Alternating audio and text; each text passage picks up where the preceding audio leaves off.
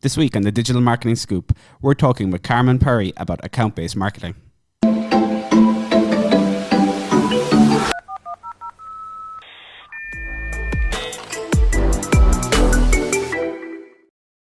Carman, thanks very much for joining us today. It's an absolute pleasure. Thanks for having me.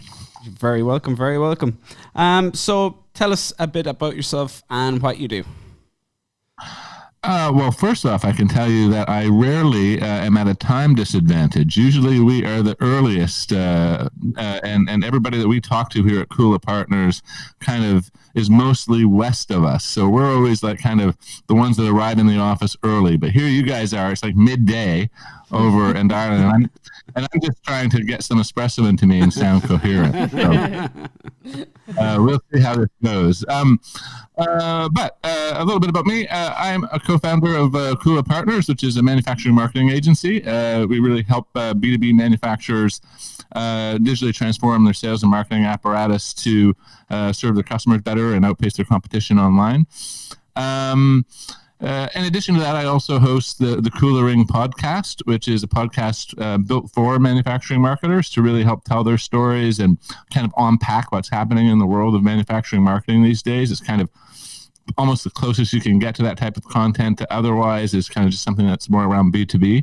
And I wanted to kind of get even more focused in what we do there. So you can also find out a little bit more about us at the Coolering too. What else do you want to know? Cool. Well, I suppose the reason you're chatting with us today is all about account-based marketing. So I suppose for those who don't know, would you go through what is account-based marketing?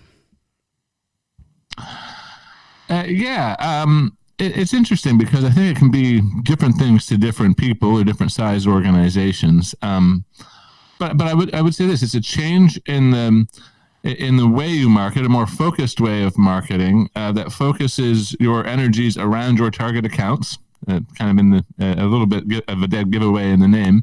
But it's really powered by a change in thinking more than just a change in tactics. It really is one that says this.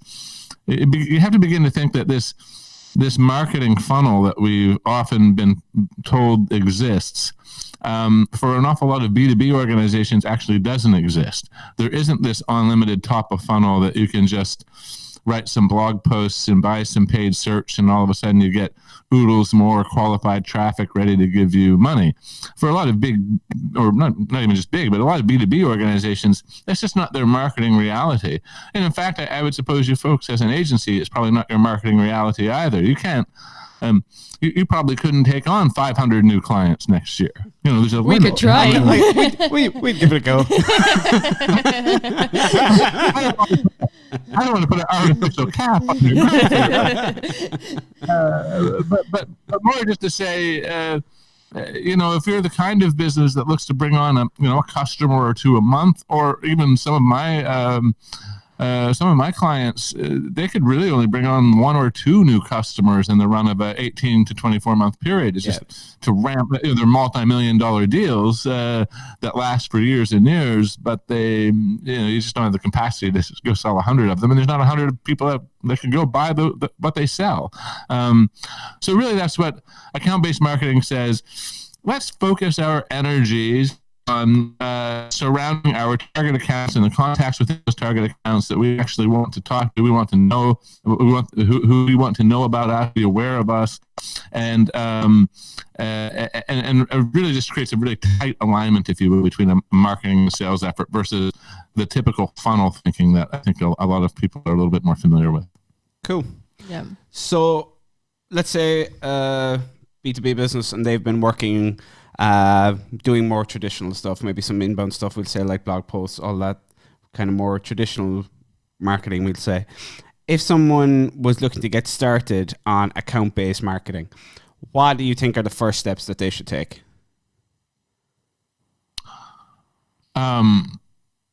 Well, I think probably the first step they should take is be able to answer the question, who are the top 100 client prospects that you actually want to sell to? If you could pick 100 or if you could pick 40, how do you find, like for every business, they're going to answer that differently.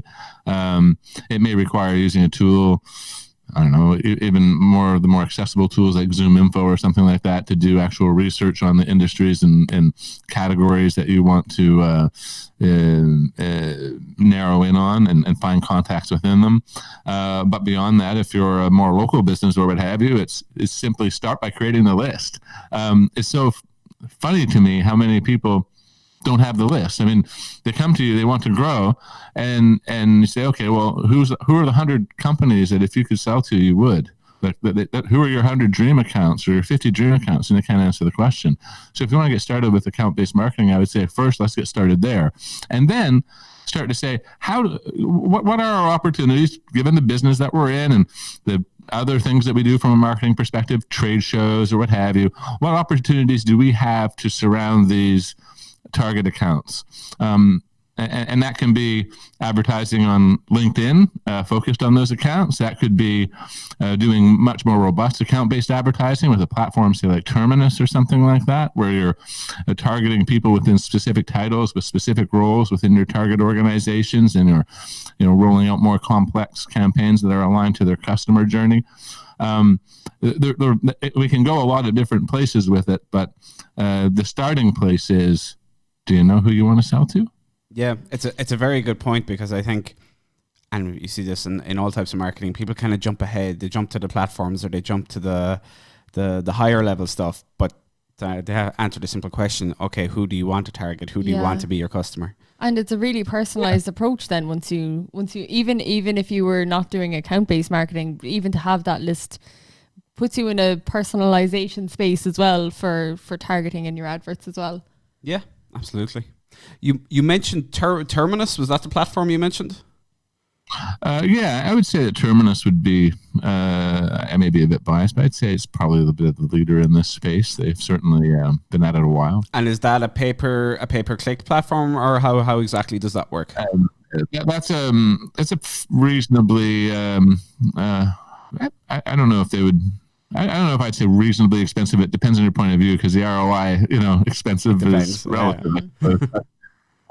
It's a fairly significant software as a service platform, monthly subscriptions, plus you also pay for the ads that you're running through the system as well. But that's a very, very brief overview to a very complex and robust tool. But it does enable you to, among a wide range of other things, it enables you to target your prospect organizations by title, by department, across the web, 50 plus display networks, including LinkedIn.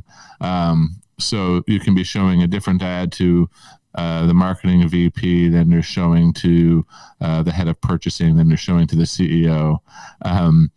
You can begin to imagine how complex it can get. Yeah. So a potential kind of starting path for people. So would be, I suppose, step one, find those companies. Step two, find the people within those companies. And then potentially step three would be to use a platform like Terminus to get your message in front of them. Well, if you're using a platform like Terminus, it's going to kind of really power a lot of those first steps that we just talked about. But I would say if you're just getting started, you're probably not going to use a platform like Terminus. It's going to be too expensive probably if you're just getting started. But if you start with knowing who we want to sell to, then we can find different ways to surround those accounts. I mean, you can surround an account using geo-based targeting if you want. If you know where their headquarters is, you can show ads on Google Mobile within a kilometer of their headquarters and know that you're getting almost everybody that works there as they're out at lunch or what have you on their phones, right? Yes. It's not as targeted and specific as the Terminus platform that I talked about, but it's a heck of a lot more targeted than what a lot of people are doing.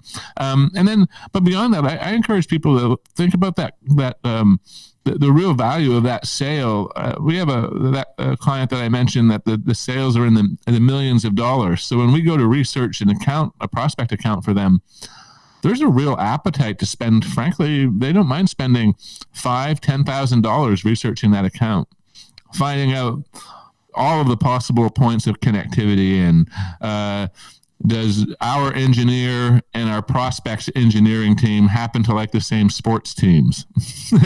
Literally, what are the ways that we can connect into that? Interestingly enough, it's a bit of the with a lot of the manufacturing firms that I work with, it's surprising how many really large manufacturing firms are still family owned. Fourth, fifth generation family businesses that are, $500 million a year businesses or plus. But these CEOs often, again, third, fourth generation family businesses, there's a big connectivity. So if you're working with a client who is also a family business, you can actually find really interesting C-level connectivity on some of those more emotional connections that are only tangentially related to business. But you're only going to find them if you know who you're trying to target and you do your research. Yeah, it always comes back to the actual relationship building, no matter how big or small. Common ground, yeah. Yeah, well, and when you're talking about a buying committee that's getting up to 8, 9, 10 people, in these big complex sales, you need to find ways for multiple people in your organization to have different levels of relationships at different tiers within your prospect organizations. It's not enough for just a sales guy or girl to go in and grab and grin and pat some people on the back. It takes something a little bit more than that. Yeah. So I suppose we mentioned the platform terminus, but if you were a smaller business, I'm guessing LinkedIn is probably like the golden tool really for smaller businesses to be using in this space. Are there any other tools that you would recommend? I would say that. I think LinkedIn, and actually you can get away, you can do a lot with that Google display that I just mentioned, especially if you go to trade events and things of that nature and you want to create a bit of a halo around around an event. You can do that with Google quite happily as well. But I do tend to agree with you. LinkedIn, it has kind of two benefits. Not only can you target those companies that are on your target account list, but you can also have an initial point of contact and outreach via the platform versus email, which isn't always, frankly, legal, depending on your jurisdiction.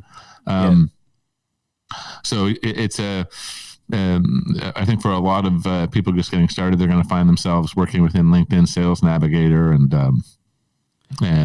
Yeah, I think the way as well, and we see it a lot ourselves here, the way people are approached for that initial first contact in LinkedIn, and a lot of people straight away, they're going for the sale. Literally first email, here's what we do, you want to work with us? You're like, there's no way, or maybe it's a numbers game, maybe 1 in 100 or whatever they will get that way.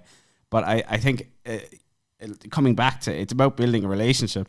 Yeah. And like that on LinkedIn, if you notice they're interested in a particular sports team or they play golf or whatever, if there's some way you can deliver value and give them a benefit, especially in that first contact, rather than here's what we do, buy from us.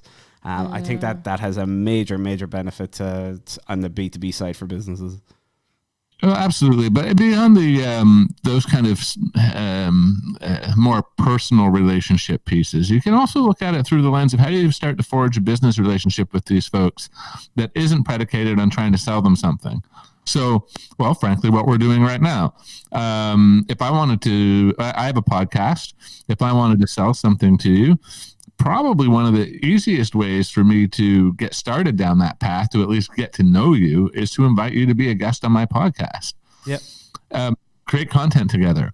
That's such a, we're really just getting started in the B2B space of understanding the power of that. Podcast is just one of those things. You can co-create content with your prospects in a wide number of ways, and contacting somebody through that lens on LinkedIn, I've been researching marketers that are very talented in this space, and you're one of 12 that I've identified. I'm trying to pull together a bit of a peer learning group where we'll just get together for an hour to talk about the challenges in this space. Would you be interested in joining that? That's a give. Yeah. You invite them to that peer networking event that you can host online. You can do it all digitally, and then build a bit of a relationship through the course of that. You don't even need to know anything about marketing at that point. You could just host the conversation if it was about marketing, right? And then transition down the road to trying to sell them something.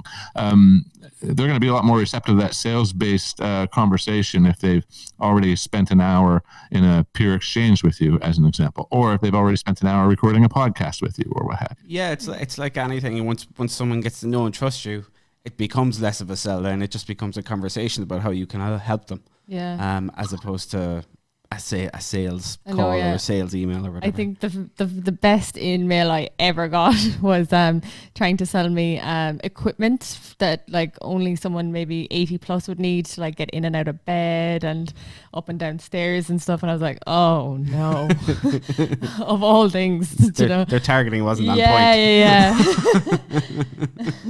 Maybe they thought you were an influencer. Yeah. with that over 80s Instagram market. Yeah, I do, yeah. Who knows? Hey, there's a niche for everything. There is. I can always know when I'm talking to folks who aren't in America because you say niche properly versus niche. not to poke fun at my American colleagues. They're used to hearing me say it. But yeah, it was nice to hear niche. That's brilliant, Carman. Is there anything else you would say to someone who's, in the B2B space? Any kind of other tips you would give them starting their journey? Well, if we're starting to down the road of account-based marketing, we're starting to build out our target account list, and we know who we want to surround with our digital presence, then I would say the next step then is, how are you measuring your success? Stop measuring it based upon those vanity metrics of your organic search gains last month or what have you.